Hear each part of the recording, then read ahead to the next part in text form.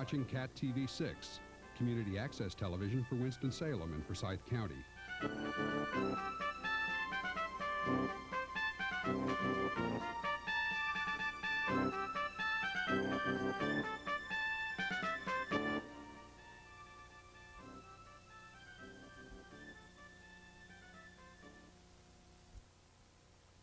Welcome back to Strength of the Highlands. I am Steve Jeck, joined with Chris Kennedy. And in this segment, we're going to introduce you up close and personal to some of the implements we throw in the games. We can't do much technique work as the studio is a bit small and these lights are expensive, but we'll show you the implements and talk briefly about the North Carolina connection. A typical Highland game consists of 7 events. We start with the stone putt, which is a lot like the shot put. And Chris, if you can help me out, starting with the stone. This, in the ancient tongue of Scotland, is the clachnerd, or the stone of strength.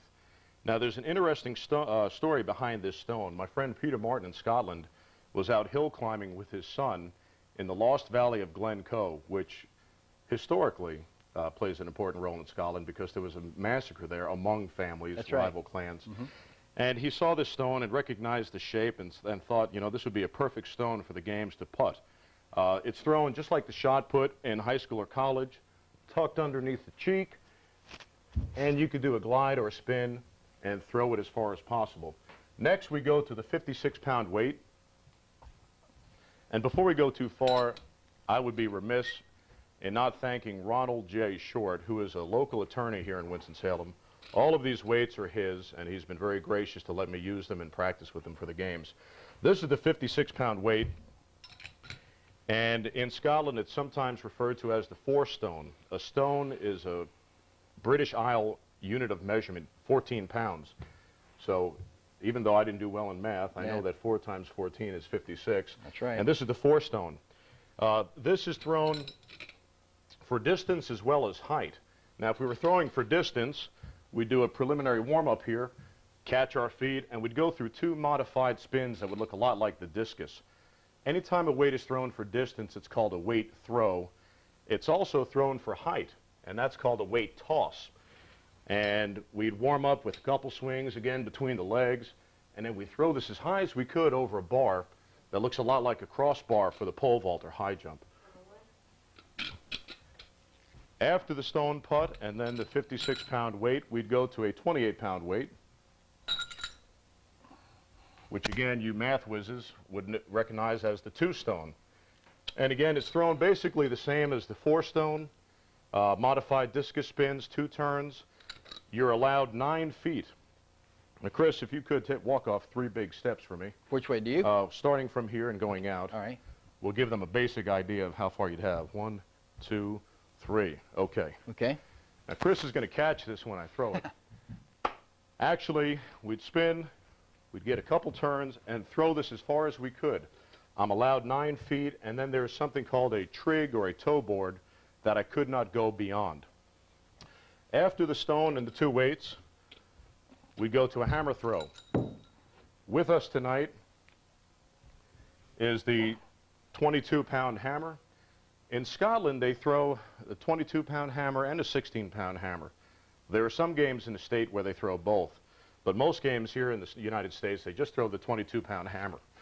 Now, perhaps you've seen the hammer throw in the Olympics or possibly a college level, and you'll recognize that this looks nothing like that hammer. Well, again, understanding the historical roots of the games, men would stray to the local smithy or blacksmith and get a big sledgehammer on their lunch break and just toss it around. Again, strength being a prized commodity, whoever could throw it the furthest was respected. That's right.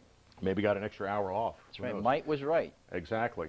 Now, you'd be wearing boots that have blades coming out the front. Dig yourself in. Get the hammer going. Again, I can't swing it around my head or I'll take some lights out. But you'd whiz this around your head 3 or 4 times, getting it going as fast as you can, and release it over your shoulder for maximum distance. The next event in a traditional Highland Games would be the caber. Now, in the introduction, you saw, I believe, a couple pictures of me carrying a caber. This is the one event that most people recognize, and they say, oh, that's the telephone pole.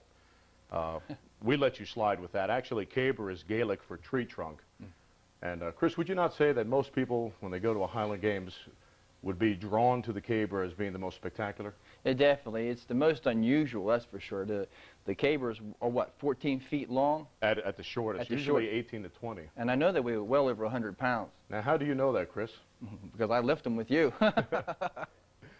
Chris actually is my caber coach and helps me stand up the cabers when I throw at the field. So Chris has firsthand knowledge of how unwieldy some of these cabers can be. Next event would be the sheaf toss. Now that's sheaf, S-H-E-A-F. I don't know how that translates from the Gaelic, but it's not sheep toss. Some people come to the games expecting us to throw sheep, and they're disappointed when they don't see that. But this is actually the sheaf toss. This is a 16-pound sack of hay, and you'll take a couple preliminary swings here, and again throw it up over a bar for height, just like the pole vault or high jump, only much higher, and this involves a pitchfork. An interesting note about the sheaf, I was in Scotland last summer and competed in 8 games. I was there 2 years before and never saw the sheaf competed in Scotland.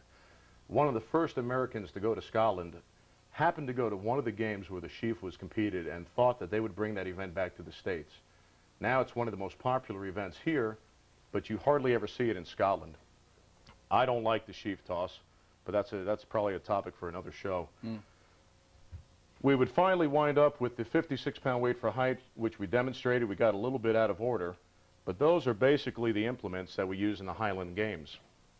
Now, for those of you local, the nearest games to Forsyth County are at Loch Norman, or Lake Norman, and they're coming up April 20th. Hopefully you'll be able to get out there and see these things in action.